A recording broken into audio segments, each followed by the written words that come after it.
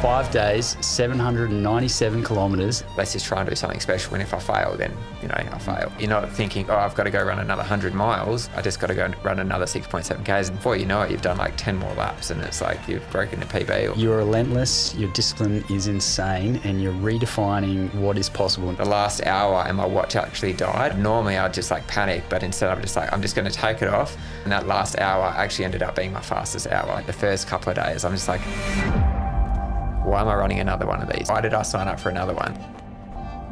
I don't know. I love running. I've proved myself in the backyard world by getting that record, and now it's time to go and do the 24-hour and something a bit different.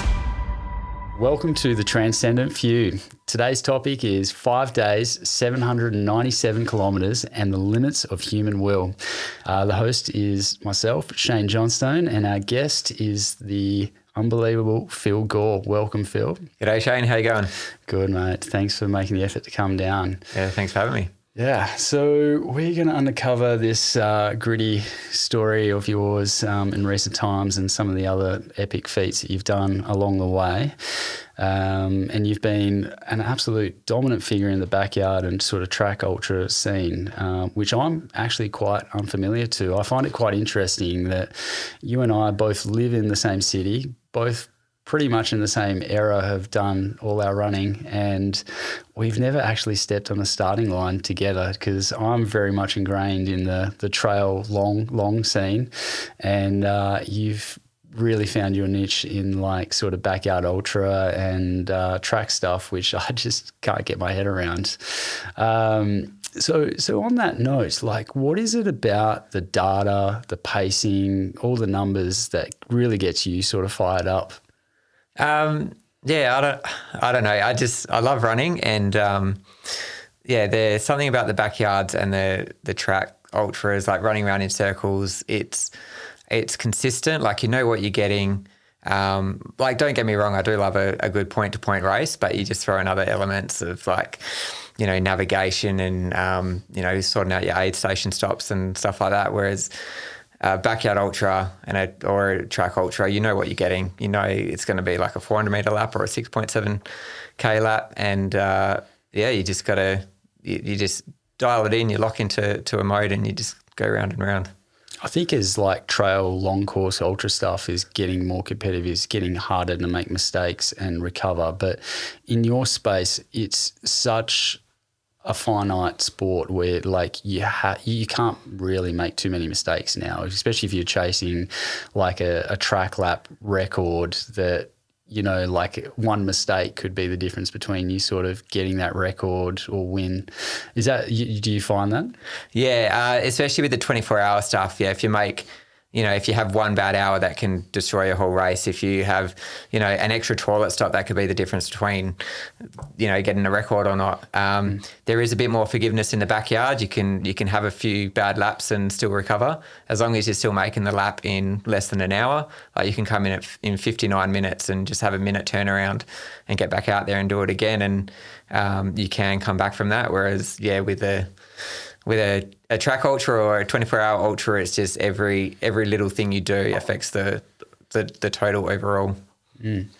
Recently you went head-to-head with Sam Harvey, who seems to dabble a bit more in trail ultras, and like with you, I guess not recently having done as much sort of like, even though you're open to it, but sort of hitting the trails and doing that long ultra stuff.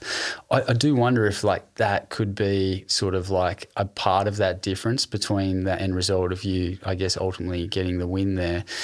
Is it that you're just so dialed in now, like on backyard ultras and that sort of track format that's just, you know the numbers so well, where you can get sort of a bit lost with that and in the other spaces? Do you think actually the fact now that I guess you're a specialist, does that? Yeah. Yeah, I mean, like I've done quite a few of them now. I think Dead Cow Gully was my 14th backyard. Yeah. So I've kind of learned a lot I learned a lot in the early days, and I mean the last few events has just been like fine tuning things. But I mean the last 3 events I've done have just I've got to the end of it and I've just felt really good. Everything's just gone pretty much according to plan. A few little hiccups in there, but nothing that couldn't be overcome. So it's kind of, I think I have developed a good formula for running the backyard, which has just come with that experience. I do enjoy a point to point now and then, but it's not my bread and butter. There's not too many people that would say they've done like 14 backyard ultras, I feel like, and especially to the extent that you have. Like you've always been in the mix to almost the end, like for all of those, which is crazy. I'd like to see someone who has a better resume in that department. I think I'm not the person who's done the most backyard ultras, but I think I have done the most yards. Yeah. Most total yards when you add up all the backyard ultras. Yeah, that's crazy. And if you ever look at Phil's Stravas, like it's incredibly obvious when those backyard ultras were, because there's just this giant spikes in volumes for those pumps. It's like, mind-boggling, where it just like, it doesn't even double, it like quadruples. Yeah. Makes all the other weeks look tiny. Yes. I guess another thing while we're sort of on the topic is Sam has won like the 100-miler at Kosciuszko, which has given him the ticket to sort of go and compete at the stage of like UTMB, which is regarded as like the biggest trail race in the world. Do you start to ever like wonder like, oh, okay, like some of these guys that I'm going up against and beating are doing exceptionally well in other spaces, maybe spaces that, well, I guess they are, that are bigger, probably get bigger attention, bigger sort of focus and whatnot, and lead to things that have, I guess, fairly savvy price purses and stuff like that. Do you start ever wonder, or is it you're pretty loyal to the space? Yeah, I do get a bit curious. But at the moment, it's like my calendar's kind of revolves around the 24-hour in the backyard. And then the other races I do are just, what kind of fits in between those. So like I did a 100-miler earlier this year in Taiwan. That was a really good experience. I actually had a rubbish middle half of the run, but good learning experience and just a fantastic part of the world. And that was kind of like meant to be a training run for Sydney Backyard Ultra. But I probably pushed it a little bit harder than a normal training run. But it was a really good experience to be out there. So I do like doing these other races and, visiting other parts of the world. But I'm only going to be doing those if it fits in around the backyards and the 24 hours that I'm doing. Yeah, I think that's really smart. And obviously if you can get a good excuse to go and travel to another part of the world, then why wouldn't you? Yeah, that's pretty cool. You're a full-time firefighter? Yes, that's correct. Yeah. And it's got to be up there with one of the best setups for being sort of like a semi-professional athlete. Like, I guess with like shift work and all like the arrangement that you guys have, like you get sort of extended periods off like every X amount of months, and like there's fairly even sort of on-off ratios and gyms like within the facilities and stuff like that. Do you think that has helped you sort of shape your sort of running career a bit? Yeah, definitely. And it's actually kind of helped get me back into running in the first place. So I did running in high school and then, finished school, started working full time. Running kind of went to the wayside. When I got into the fireys, suddenly I had all this spare time. So you do 2 days, 2 nights, and then 4 days off. So I've suddenly got like all this spare time, and also I want to find something that's going to keep me fit for my job, obviously physically demanding job. So I tried a few different things, but just kind of kept gravitating back towards running. Just kind of got back into running, just started doing 5Ks. I ended up moving a lot closer to my work. So I lived within 5Ks of work, and then I just started running to and from work every day. And my car sat there for 6 months, did not turn a wheel, came up for registration and insurance. And I'm just like, why am I paying this for? So I sold the car, and then I was 100% committed to running to and from work every day. And it's just a really good way to get those extra Ks in without feeling like it's adding to your day. It's like you're just doing that because you need to get to work. And then being at work, we've got the gym, we've got the treadmill. I don't really like the treadmill though, but I will, like during gym time, I'll go out and I'll run laps of the building so I can do 15, 20 Ks while I'm at work. So it is a job that does suit my running lifestyle very well. How long is a lap around the building there? So 7 laps is 1K. Yeah. Yeah, brutal. Yeah. So I guess it's perfect training for what you do. And it's not just physical training, it's like training for boredom as well. Yeah. So when you're doing these track ultras and you're just running round and round in circles, it can get a bit monotonous. But if you're just used to doing that in your regular training anyway, it's easy. I have to agree. Like when I say to people, like sometimes I might have to spend a couple of hours on a treadmill to get a session done. They're like, oh, that's the steroid. I'm like, but at the end of the day, it's just running. Like if I'm running on a treadmill versus running on a trail, like it's technically pretty close to achieving the same thing. It's just my eyes are looking at different things. And I guess it comes down to just how you think about that time you're spending out there. Yeah. I like to feel like I'm going somewhere though. Yeah. So even if it's around in circles, at least it's not stuck in the one spot. Yeah. Do your colleagues just think you're bonkers, like just running laps to the building? Yeah, sometimes. Oh, that's crazy. Yeah. So I guess as well with that job, like as much as it could be a real pro that, some nights, some jobs might not happen and you could spend some time sleeping or extra time training and stuff like that. But then also it could be incredibly unpredictable where you might have like a full on night and not get to train at all. Does that cause difficulty with trying to plan your training like for the weeks? No. So like the training that I do at work, that's just a bonus. Like I kind of plan my schedule out, taking into account I'm not going to be training at work, and then if I can do it at work, that's just a bonus. So if I don't get my run done while I'm at work, I'll just be doing an extra long run on the way home or something like that. Your body is proven that it's incredibly durable. Like the distances it's done, like the fact that you get multiple of these sort of big style events done, like, your volume throughout the year, obviously running more and getting your body gets more efficient and used to that. But is strength training like a part of your week? Like, do you do? Yeah, so I get into I do the body pump classes, and I'd like to say I do it 3 times a week, but it's probably twice a week, and it just depends on my schedule. But trying to get in there at least 2 times a week. So that's quite interesting because body pump isn't necessarily specific to runners, and it's potentially whole body, and also it's sort of targeting more of like an endurance rather than like a true strength sort of aspect. But it has worked for you. Yeah, it works for me. It's so it's lower weights but higher reps.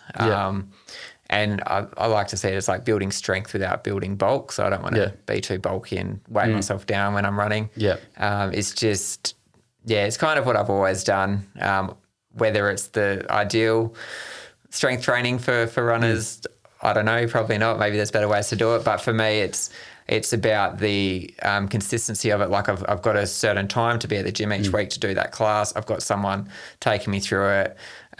It's easier like mentally, like I don't have to think about it. I just go in and I follow the class. Whereas if I go into the gym and try and follow my own schedule, I'm not motivated enough. I think I've always talked about this with clients, like, because what you're doing is definitely against like the trend or the grain or even probably research, but what it is it's consistent, and something's better than nothing. And sometimes like it might not be the most ideal scenario, but if someone's turning up all the time and getting it done and it's sustainable, and the fact that they can like actually get their head around doing it, then I guess they're better off doing that than if you gave them another program and they just don't do anything at all, right? Like, so, it is, I guess, a sign that there is different ways to skin a cat. Yeah, definitely.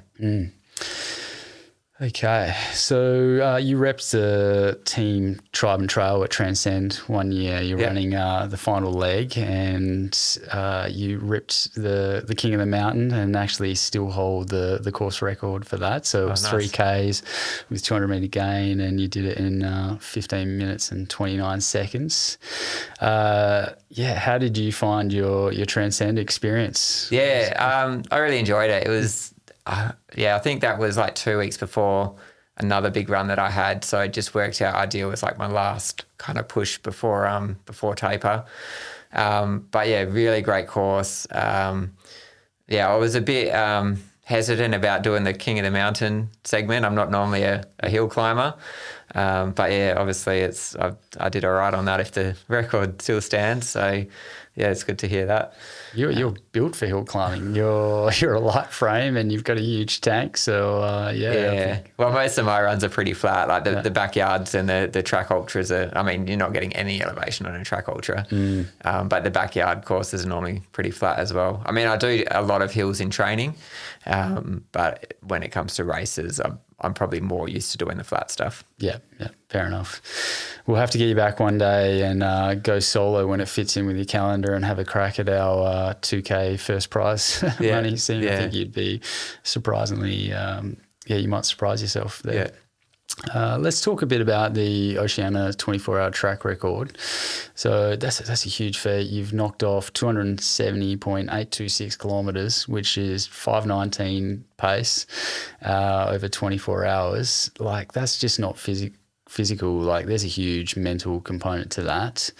And the current world record is sort of standing at 319 kilometres, which is absolutely mind-blowing. How do you look at that and go, how do I close that gap? That's a long way off where I'm at. I'm kind of eyeing off the age group record, which is 285, and even that's another 15 Ks. Like, that's a big jump. Yeah. Like, I went from 250 to 2. Yeah. So I think my best before the 270, I did a 265 back in, would have been about 6 months before that. And that was an oceanic record as well. But then before that, it was 250. So I have kind of had some significant jumps there. But yeah, to look at it and go from 270 to 285, it sounds doable, but it also sounds like it'll be pretty tough. Like that 270 race, I just feel everything kind of went perfect. And I look back and it's like, what areas could I improve? And it's like, I was only stopped for like 17 minutes, that whole thing. It's like, I can't really stop much less than that. Yeah. So it'll just be a matter of increasing the pace earlier and seeing if I can hold that for longer. You didn't actually have a crazy fade in that race, did you? No, I sped up towards the end. Yeah. So I was actually running quite a conservative race because this was only 5 weeks after the Sat Champs where I'd run like 96 hours. So I'd come into it thinking, I'm going to do it a decent time, but I don't think I'll get my PB. And so I started out quite conservative, and I kind of got like almost halfway, and I'm like, I'm actually feeling really good. Like, why don't I? Like, I'd accounted for a fade in the second half. I'm like, why don't I just try and maintain this pace or like even pick it up a bit? I did. I kind of changed my plan, which is something I don't normally do, but I was in a really good spot. And I'm like, I've come all the way over to Taiwan. Like, let's just try and do something special. And if I fail, then, I fail. I increased the pace in the second half.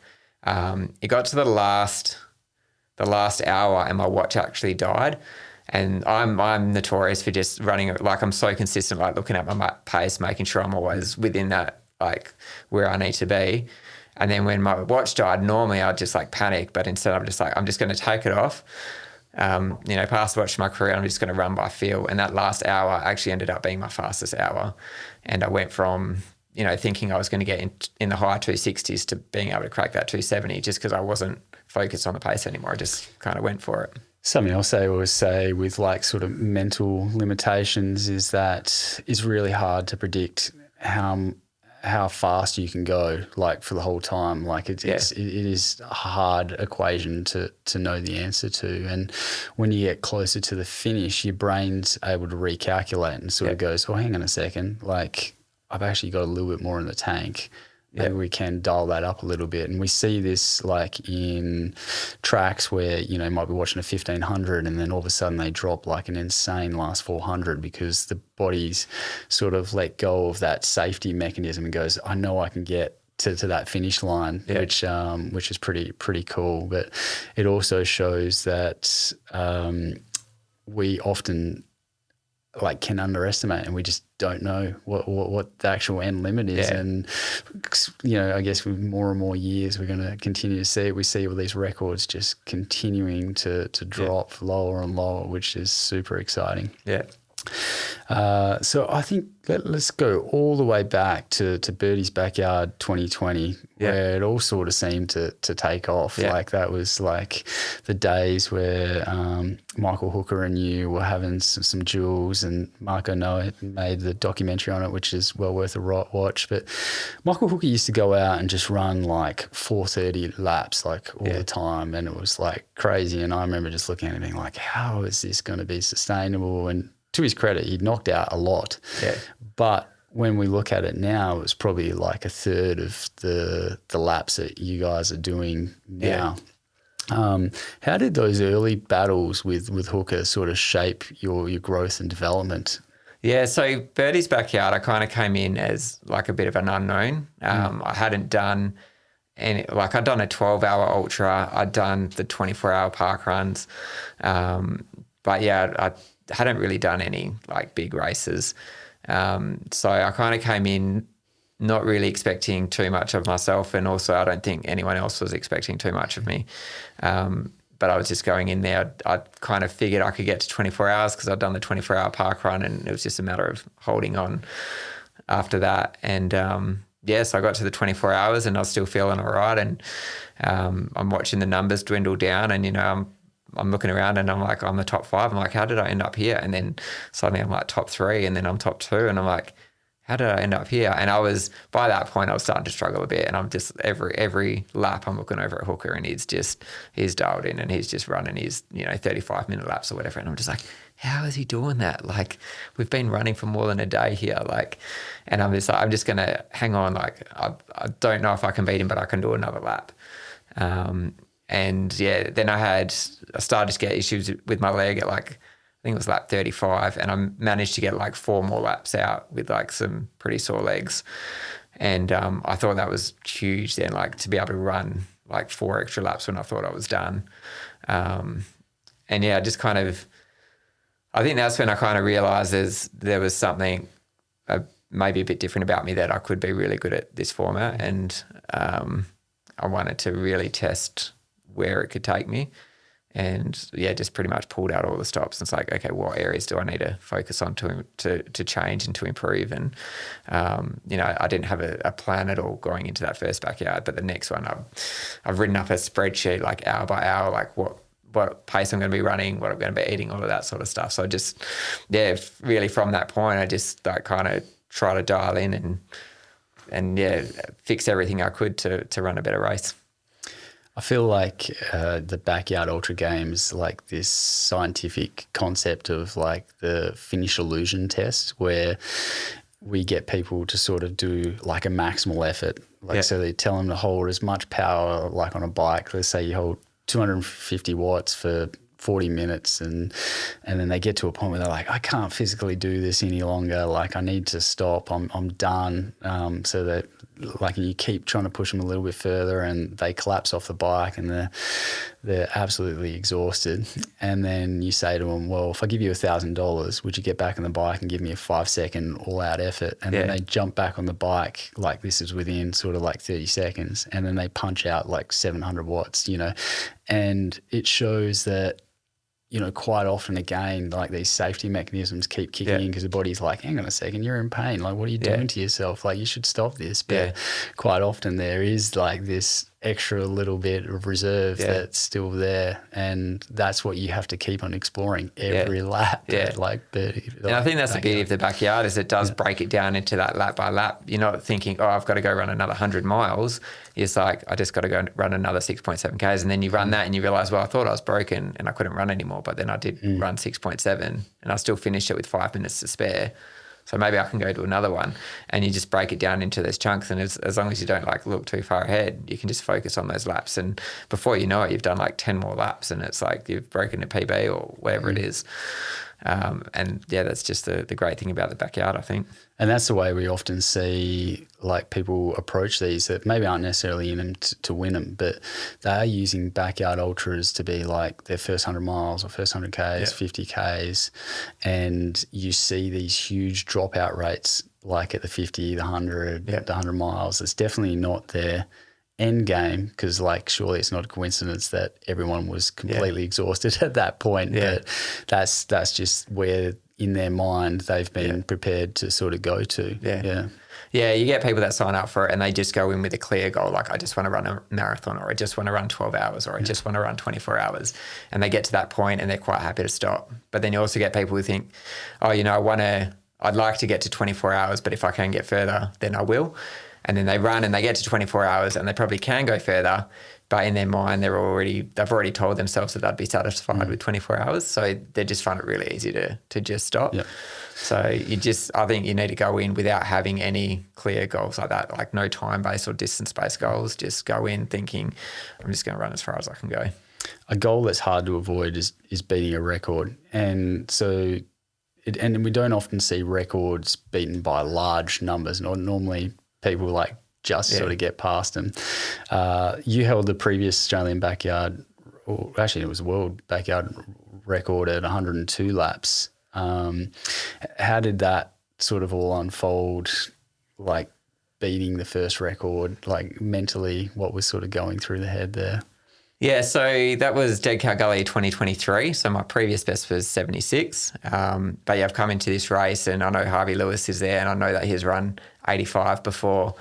So I kind of knew that this is an event that's going to go quite a distance. So straight away, like I'm not going in there, aiming for goals or anything like that. My thing's always the same, just to stay in the game for as long as possible. But at the back of my mind, I am thinking, this event could go deep. And you kind of get to that point. You get to the 76, which was my PB, and I'm still feeling good, so I'm still going. You get to that 85, which was Harvey's PB, and you just kind of take it a bit at a time. And never at one point am I thinking, oh, there's only 20 hours left to the record, or there's only 10 hours left to the record. Even when we're like a few hours out, like 5 hours out, I still wasn't really trying to focus on that. I was just focused on getting through the next lap. But it was when we got to 3 laps out and Sam had come in and he was having problems breathing. He wasn't in a good way, and it looked like that the race could be ending at that point. And so this was lap 98. And so by this point, we're like, oh, we're only like 3 off of the record. It's like, if we can just work together for 3 more laps, we'll get there. Then Sam can tap out and I can go and do 1 more lap and get the world record. And that's probably the first time I actually thought, okay, we're going to get this world record. But then even then, I'm just taking each lap as it comes. So I'm walking around the laps with Sam, making sure that we're going to get in under cutoff. And we do 1 lap together. I'm like, oh, okay, cool. He's done that one. Okay, we can probably do the next one. Yeah, we do the next one. And before you know it, we're there at that 101 and we both run the 101 together. And then, that's him pretty much done. He's equaled the record, tapped out. I've gone and run the last one. And it just kind of, I think if you just need to have patience, you just keep doing the right thing and these big numbers will come to you. You don't need to go and chase them. I love that mindset where you're just not actually chasing the records and letting them just sort of come to you 1 lap at a sort of time. And that seems to be like a really common sort of mindset with a lot of top end athletes that, they're not necessarily chasing podiums, but they're just out there just doing their things. Like they're applying all their strategies, they're putting out their best efforts. And if that happens to equate to being a really good outcome, then that's awesome. Yeah, it's all just about being focused on the process.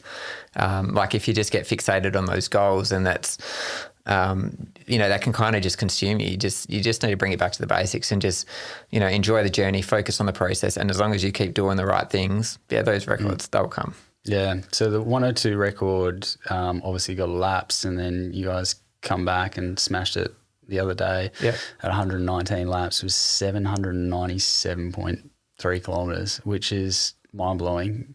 Is there any way you could have got 1 more lap out of Sam to get it to over 805 days? It was so close. I know. So we started that lap together and I got, 100 metres down the road and stopped to take a pee. And I'm kind of looking back and I can see his headlamp and it looks like he's collapsing and he's got up again and it looks like the headlamp's coming towards me again, and I'm trying to work out what's going on, but I'm like, I think this is him done. And I think he'd kind of squeezed out every last bit. He was kind of like hanging on threads for the past 24 hours anyway. And I think he probably wanted to get to that sunrise as well. And I don't know if there's much that I could have said or done to try and get him around another lap. So at that point, I kind of just, I took off, and I'm like expecting that this is going to be my last lap. So I'm just kind of doing a fast lap, and it wasn't until I got to the turnaround and came on the way back and I didn't see him. And then it was kind of confirmed for me that, yes, definitely this is the last lap. Like, even if I see him now, there's no way he's going to make it back in time. But looking at him at the end, he was pretty driven to try and win that thing.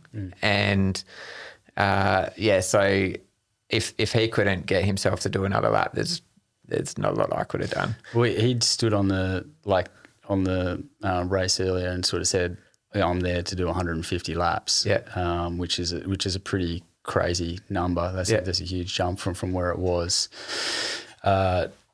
What do you have a number that you think like this thing will ever go to, and it might be like its absolute limitation? It's hard to say. Like at the end of 119 hours, I was feeling pretty good. Like, I have no doubt that if Sam was going to 150, I would be standing there next to him as well, and I'd still be ready to go even more. Like, I've seen people do the 6-day event. Like Meg Eckert recently just did just over 600 miles, and her pacing strategy was very similar to a backyard in terms of like how many miles she was doing per day and like what her rest breaks were and things like that. So like, I look at events like that and I think that 6 days is very doable. The way I felt at the end of 119 hours, I felt like I could have easily done 6 days. But yeah, it's about having, the right conditions, the right course, and most importantly, the right people. You need 2 people to do it. So I look at the previous world record holder, so Lukasz from Poland.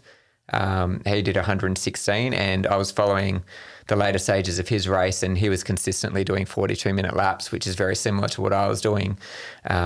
He had to stop because the other guy he was running with stopped at 115, but I've no doubt he could have gone a lot longer. So it'd be really interesting to get me and him in the same race together and see how far we can go. That might happen at Biggs if we both go to that. So I think I don't want to put a number on how far it can go, because I could say 6 days, but it might be very different when I actually get to that point. Like, I felt pretty good at 5 days, but in backyards things can change dramatically at certain points. So we'll just have to wait and see. It's crazy impressive. I've done 200 milers and only done 2 nights with no sleep sort of thing, and that second night for me was pretty brutal. To think that you guys have gone across 5 days, how much sleep did you actually get across that period, do you think? So my sleep is actually pretty good. So on the night laps, I'll run them a bit faster. So I'm aiming for about probably between 39 and 42 minutes for a lap, which in the end, like by the time I get back, have a quick something to eat, take my gear off and get into bed. Then I need to get woken up 3 minutes before the start of the lap. I'm probably looking at about 12 to 15 minutes sleep on a good lap. So, and by the time I get to like the 3rd, 4th, 5th night, that's pretty solid sleep. Like, I'm pretty much, as soon as I'm lying down, I'm out. And like that 12 to 15 minutes can sometimes feel like 2 hours. Like, I get woken up after 15 minutes and I feel like I've been out for 2 hours. And so I get maybe that's adding up to about 2 hours in a night. And then when it gets to daytime and the sun comes up, I kind of feel like I've had a half decent sleep and I'm ready to go and tackle it that day. And just get through the day and then back to the night and doing the sleeps again. It's pretty impressive you can get to sleep that quickly. Like, I've personally found that funnily enough, I can be in no pain running around, and then I'll lay down and try to go to sleep, and then all of a sudden my knees start hurting, and that's all I can think about, and I can't actually get any Z's. So like, is that something you've had to unlock? Yeah, I think I've gotten better at it, and I've got a really good like sleep routine at home anyway. So on a normal night, I get to sleep like pretty quick. I think the first 2 nights it's probably a bit harder to get to sleep, and I don't get quite into that deep sleep stage, but I still go through the process of lying down, closing my eyes, resting. If I don't get sleep, it doesn't matter, but if I do, then that's a bonus. But I think, by the time you're getting deeper into it and you've actually been, running for 3 days, by that 3rd night, it's actually a lot easier for your body to shut down and go to sleep. And do you use caffeine at all? Like, does that come into play? Yeah, so I have a caffeine schedule. So I start on the third night, and then pretty much I think it's every 4 hours. So I just use the no-dose tablets but I try and get through the first 2 days without it, and start it on the third night. That's impressive as well. Getting that far in and then pulling that weapon out. Yeah. But I think if I start it too early, like it's already hard for me to sleep on the first 2 nights. So if I'm having it through those first 2 nights, it just makes it even harder to sleep. So I kind of avoid the caffeine so I can sleep better. But by the third night, I'm sleeping pretty good anyway, even with the caffeine. So okay, that makes a bit more sense. Where like you just are so cooked by the third night that good luck laying down horizontal and closing your eyes and not falling asleep. Pretty much. Yeah. Okay. Yeah. Oh man, that's mind blowing. So with that race, you were wearing the Tarkine autopilots. You and I are both runners for Tarkine. And how did you find those? I think they're like the perfect shoe for a backyard. So I wore them at Sydney as well. Even though they're not a trail shoe, like Dead Cow Gully was a trail course, but it wasn't a technical trail. Like it was a pretty easy trail. But I think like looking after your feet it's such a key component of these events because you're running for so long, you don't want to fuck your feet up. And the autopilots, they're just got just the right amount of cushioning. They're super comfortable. They protect your feet. And I literally can run for days in them. I was in the warehouse today and got a bit of a sneak peek of a design that might be coming out, which looks pretty exciting. Yeah.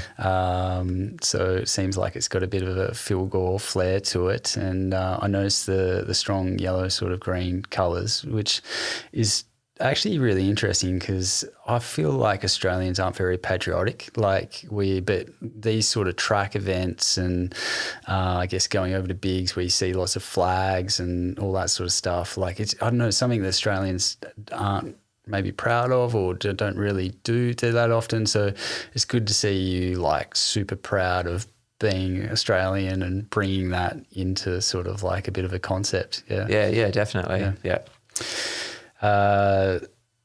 And so with the backyard ultra scene, well, how does that sort of shape up for the rest of the year for you? Like now you've sort of had this big feat. What's to come?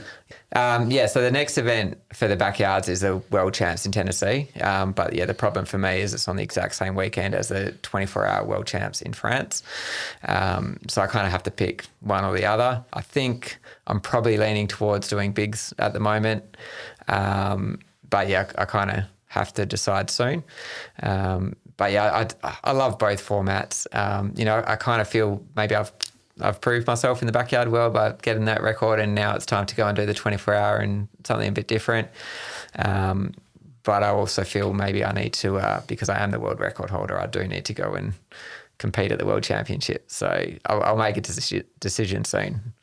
Yeah. Oh, hopefully. I'd personally like to see you go to the backyard Bigs. I think that sounds like the obvious choice, but I mean, at the same time, like the last 2 backyards I've done, like the first couple of days, I'm just like, why am I running another one of these? Don't run the World Champs because you're just going to be thinking this again. Why did I sign up for another one?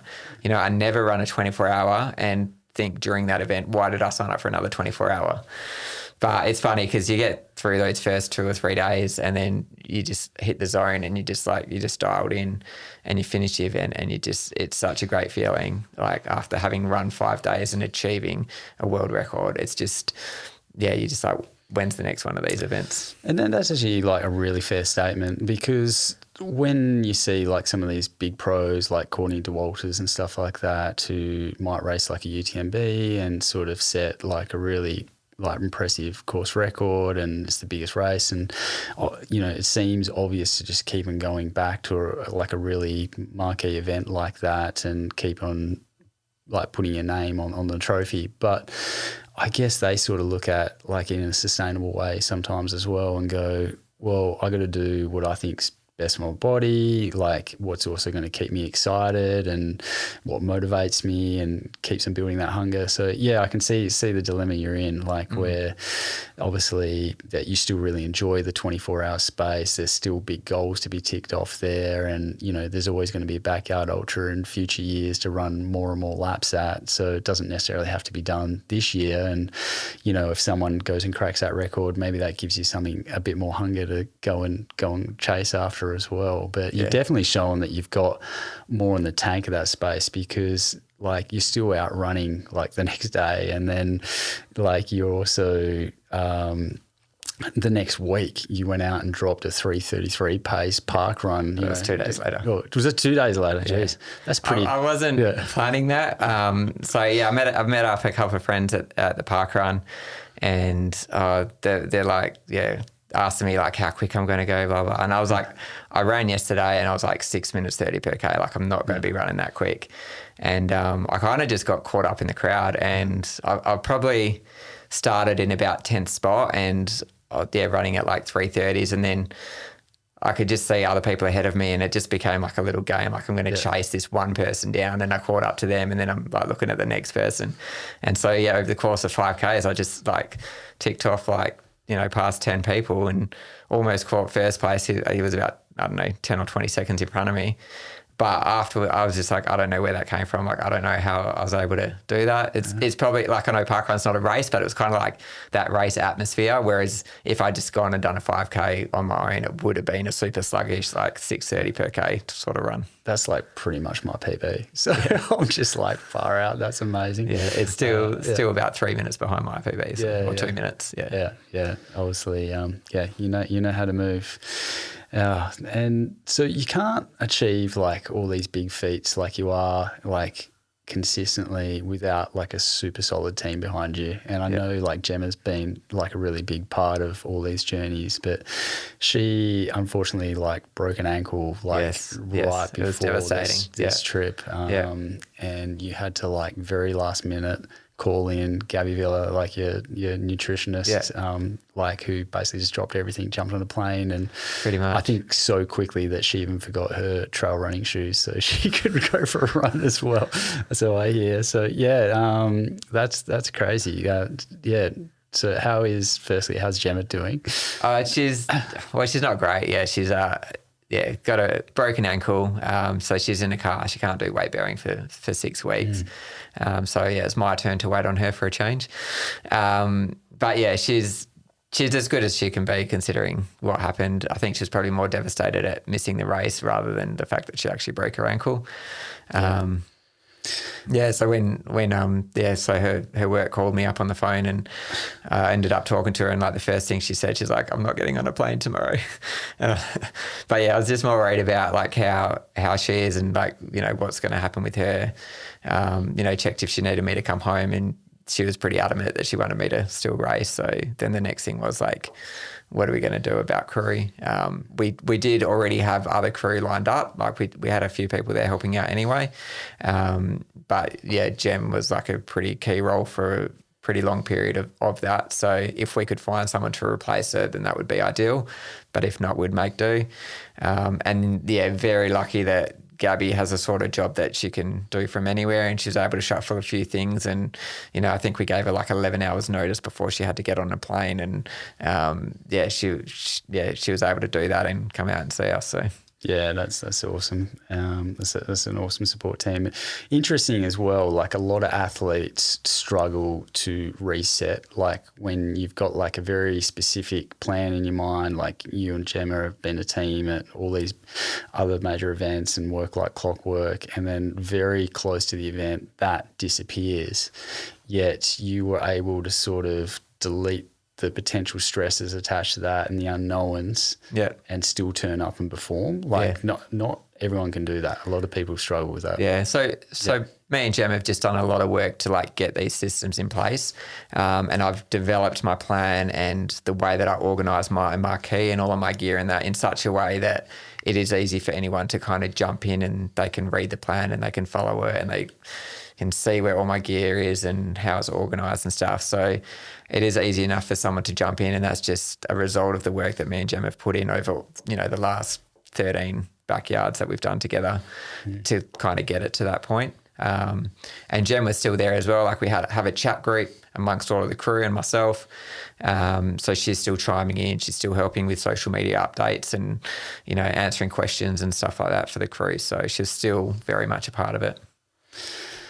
Now, you've had like this motto before, like 5K a day, Phil, Yeah. and like you've gone on some crazy run streaks. I sometimes get a little bit worried when some of my clients go, I'm going to do a streak and whatnot, and they just run day after day after day. It's obviously clearly worked quite well for you, and you know, consistency does get results. Yeah. What have your streaks got up to? Where are they at now? So when I first started, it was at the end of 2014, and I got 3 years and 1 month or 2 months or something before I had to stop. And that was only because I was going away for army training, and there was just absolutely no way I was able to get out and train there. So I had to stop it for like 35 days. But as soon as I got back, I was starting it up again. Now, kind of just shortly after that as well, that's when I got into the ultras. There's been a few ultras, especially in the early days, where I just absolutely smashed myself and I would not be able to run the next day. So I've kind of had to, like, I still try and run 5Ks every day, and if I have to stop my streak after a big event, then I'll stop it. But then as soon as I can run again, I've started it up again. But I've had a really good run for the last almost 2 years now. So since Biggs was the last time I had to stop running, which was the end of 2023. And since then, you know, I've been through, I think, 3 backyard ultras, 2 24-hour runs, a 100-mile run, and still been able to get out and run the next day. So my streak's been pretty solid since then. When you get out the next day, like, are you just thinking, what am I doing here? Like, is this stupid or like, or is it? Sometimes, like, I think, so after the 24-hour Asia Oceanic Champs, that was probably the worst next day that I've had. But I'm like, if I can get through this day, then I can get through any day. But I spent probably like, I don't know, an hour in the spa, like just doing stretches and stuff and trying to loosen my body up, and took some painkillers. I started with a 1K walk, and then I'd actually challenged Jem to a race, and she's like, oh, this might be the one day I can beat her. So we both walked 1K together, and then we started running, and she kept up with me for like 20 meters, and then I was faster than her. But I mean, that was very slow. I was very sore. And I was just like, this is going to be annoying, because if I run today, then that means my streak's intact, and that means I have to run tomorrow and the next day and the next day. But yeah, I got it done. I got through it. That was, as I said, that was probably the hardest run that I've done, like post event. But yeah, the other events I've had, like I've been a bit stiff the next day, but I've still had no problems getting it done. Like, I might be really slow and sluggish, but I know I can get at least 5Ks done. Sometimes I try to make the minimum 6.7, but 5Ks is like the absolute minimum. So what is the cutoff there? Like, what's your safety limit where you're sort of like, no, this, like, obviously it's happened before, like where you're going, no, there's something with my body that... Yeah, well, normally I'd know within like the first 200 metres or something if it's not going to happen. It's just screaming pain or lethargy or I can't even get out the front door kind of thing. Yeah. I've had a bit of fogginess, like post some really long events, like you just get a bit of brain fog or whatnot, like 5 days, 800 Ks. Like, how did you go with that? Yeah, I think once my sleep routine gets back to normal, then that fogginess kind of goes. So I was a little bit all over the place for maybe 2 or 3 days. But then once I'd started getting that sleep back, it's kind of starts to come back to normal. But yeah, it's sort of like, it's a mix of brain fogginess, but also just trying to comprehend what you've just done. Like it's a pretty big deal to run for 5 days. And on top of that, you've got like all these like Instagram and Strava notifications coming through, and you're just trying to keep up with it, and you've just had all this attention, and it just makes you realize like how big a deal it actually is, and you're just mentally trying to absorb that. Yeah, it's almost like torture that you finish something like this, then everybody wants to talk to you about it. Yeah. And you're just like, I'm not at that stage yet. Like I was still trying to just get my mind back together and, be healthy. But on that note, like you definitely got a fair bit of exposure in this latest one, and it's growing each time you've done a record there, and like your Instagram sort of followers has like doubled in that sense. Like when you get 10,000 notifications, like does your phone just go dead? Like what? How do you absorb that? I kind of had to mute the notifications from, like, I'll get notifications from people that I know and that I follow. But yeah, just the message requests, I just had to put them on mute. And then whenever I get a chance, I try and go back through them. So like I always try to respond when people message me, but normally it's been like, I don't know, one every now and then, but when I'm getting like 20, 50 a day, it's like I just kind of have to have my own time first. And when I do have time, I'll try and get back through them all. Well, we appreciate you gave us some love and for some time for coming out. I think that sort of brings us to, I'd love to know how people can actually sort of follow along on the journey. Like where can they find you? Yeah, so on Instagram, phil.gore.ultrarunner, and on Strava, just search Phil Gore.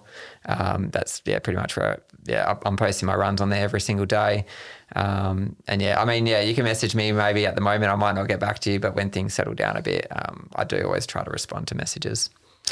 Well, Phil, you're relentless, your discipline is insane, and you're redefining what is possible in a format that requires total mental and physical control. Thank you for sharing your story on the Transcendent Few. To everyone listening, make sure you follow Phil. Check out Transcend on Instagram. So we've got @Transcend Trails for the Facebook and the gram. And you can visit our website if you want to check out the event, transcendtrails.com. Until next time, rise above, go beyond, see you on the trails. Thanks. Thanks for having me. See you later.